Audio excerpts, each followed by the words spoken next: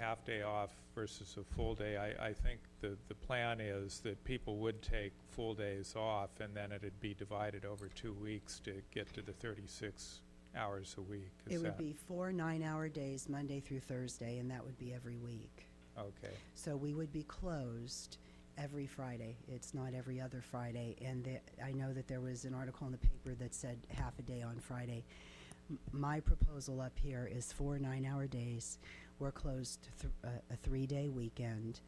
And that way the community would have some consistency. They would know that, we're not going to be there on Fridays, or we have on-call staff. My hope is going to a 9-hour day that we would be able to stay open past 5 o'clock Monday through Thursday. And the days you're open, you'd be fully staffed. Yes, so. Yeah. And that's fine. Go ahead. Thank you. And just for my information, and this may be to you or to the CEO, but the policy on hiring freeze, because being new, I'm not completely filled in. So, do we have a formal hiring freeze, and what are the exceptions to it? How does that work? Do at-risk employees have a preference for positions that are being filled?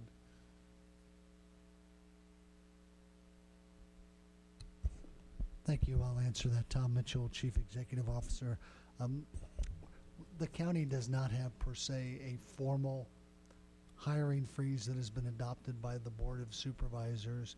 Individual departments, for instance, HHSA has an internal hiring freeze that we're doing. This county a number of years ago instituted a policy related to the overview of position requests from departments.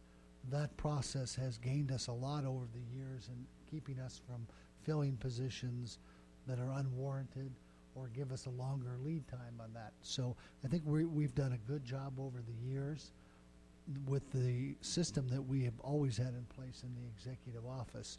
At the present time, we are the agency, HHSA agency, is not filling any positions unless there's a recommendation from the director, and we are currently not recommending filling general fund positions.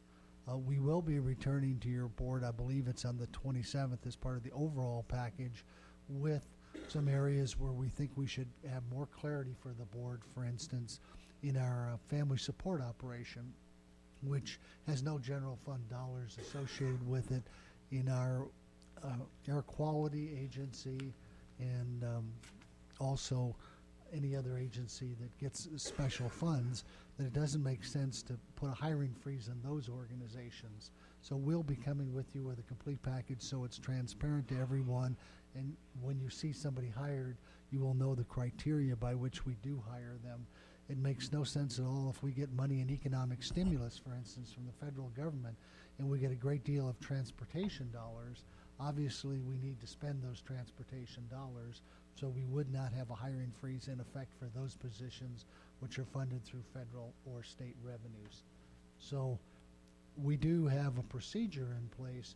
We do not have a formally adopted board hiring freeze, but we will bring up something before you on the 27th to talk about those various exceptions so that the entire board can weigh in on how we're doing that process.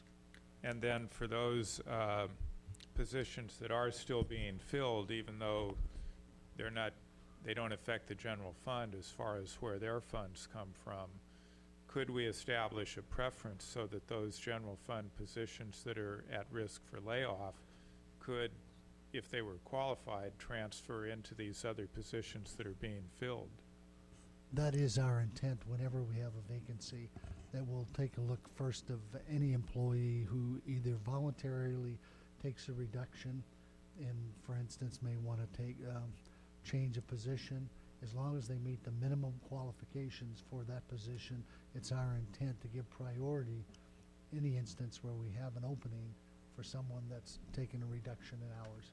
Reduction in hours, or is it risk for layoff especially? That's correct, yes. And so we can do that within the existing policy. That is all an internal dialogue that goes on, certainly. Thank you. Thank you. Any other comments from board members? What we're looking for is a motion here just to accept this presentation. So moved. Motion by Supervisor Kofax, Second. second by Supervisor Brown. Any discussion of the motion?